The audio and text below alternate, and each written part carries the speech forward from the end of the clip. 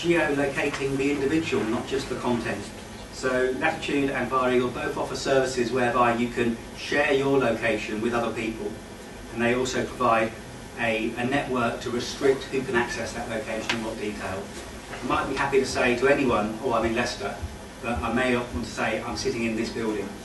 So it provides you a layer of security there. I'll quickly pop onto the web page.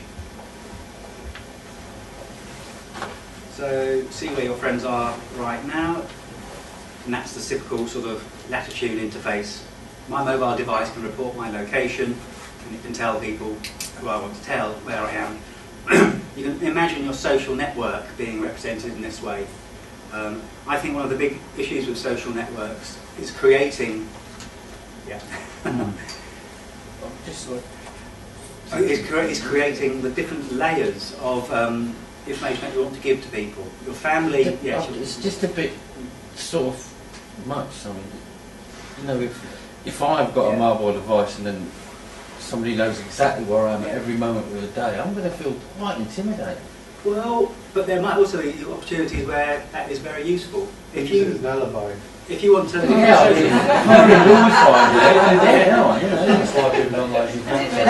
wasn't thinking of those reasons.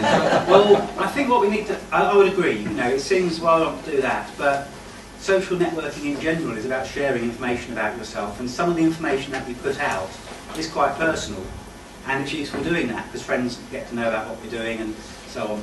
Location is something else that we need to understand where it's useful to share it, but I think in many cases it will be.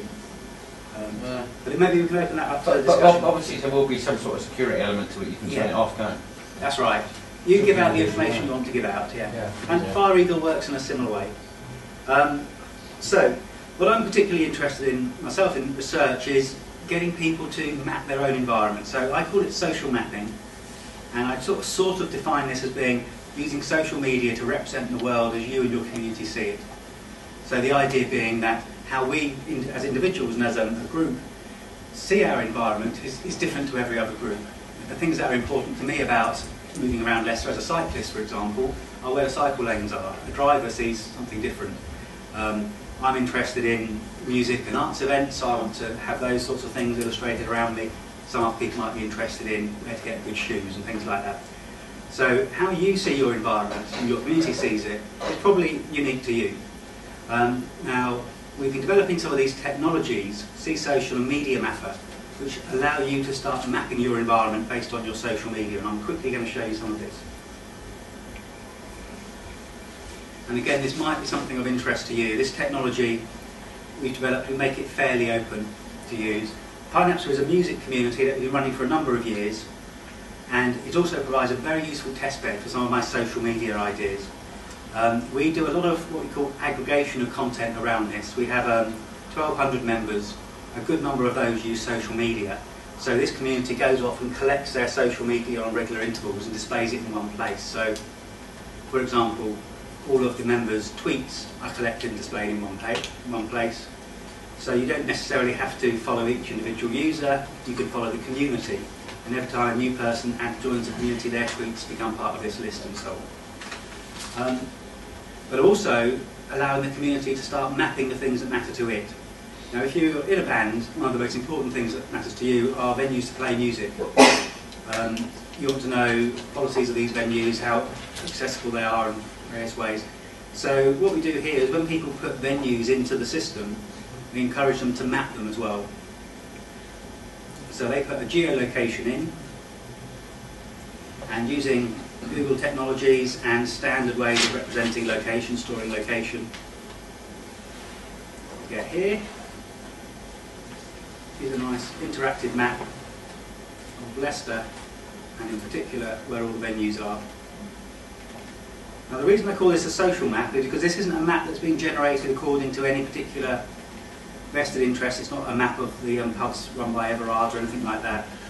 It's a map that the community has produced, and it's venues that they regard as important venues, in this case for the music scene.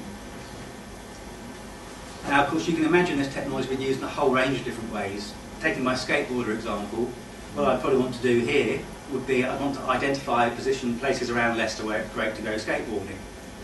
But additionally, what I might want to do on this map is add an additional layer, which might be not just places, but also my social content from those locations. So combining YouTube with this map would allow people to, Phoenix Square, would allow people to share videos of them doing skateboarding tricks outside Phoenix Square. I'm not saying that's necessarily a good thing, but it could be done. Or alternatively, if it's about Amplified Leicester, it might be sharing the video clips that you're producing as part of your blogs and so on. So what you start building up is a social map of the Amplified Leicester project. Or with all these assorted standards and ways of sharing content, it could be my Flickr journey across Leicester or whatever.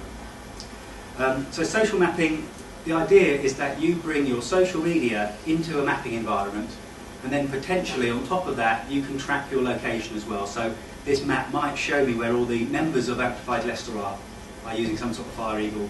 But then you've got no conversation the following morning because you know where everybody's been. Well, the same, exactly the same. On a social basis, yeah. To know where all your friends are and yeah. your social. What do you talk about the next day when you actually meet them face to face? I don't know about you, but I share things I'm doing with family on social media. When I meet up, it means I've got lots of things to talk about. You say, oh, I saw that you did this. Oh, right, we have a chat about that. I saw that you were at the Curve yesterday. What did you think of the blah blah? Yeah. I actually think it encourages, creates opportunities for dialogue rather than simply says. I mean, it could be good because if you all went to the same event, it's like a large crowd. You all get a different picture, you know. And, you know, and it's like it makes it more of an experience. That's right. Yeah. I think the thing about these technologies, and what I always try and do is, I try not to judge them too much, because it's not until you actually start using them you start to realise the benefits that they might have, or the problems they might have. Often social media. Town planners could use that.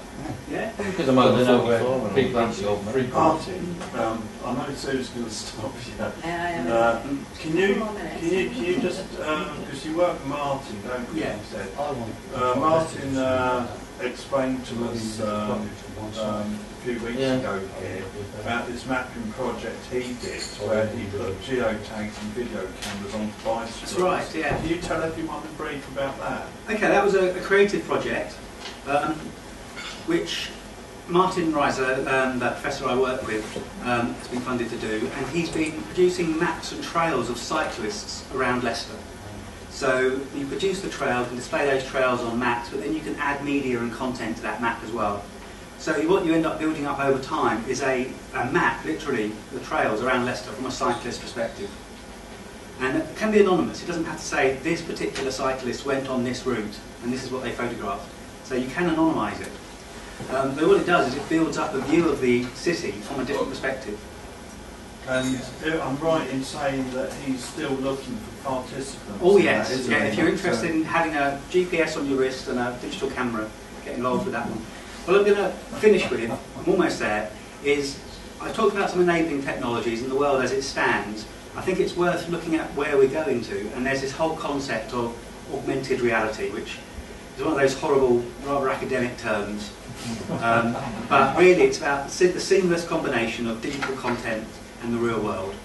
And this is this idea that maybe in the future we'll be wearing these head-mounted displays and this, that and the other, which are projecting information, digital information on our environment.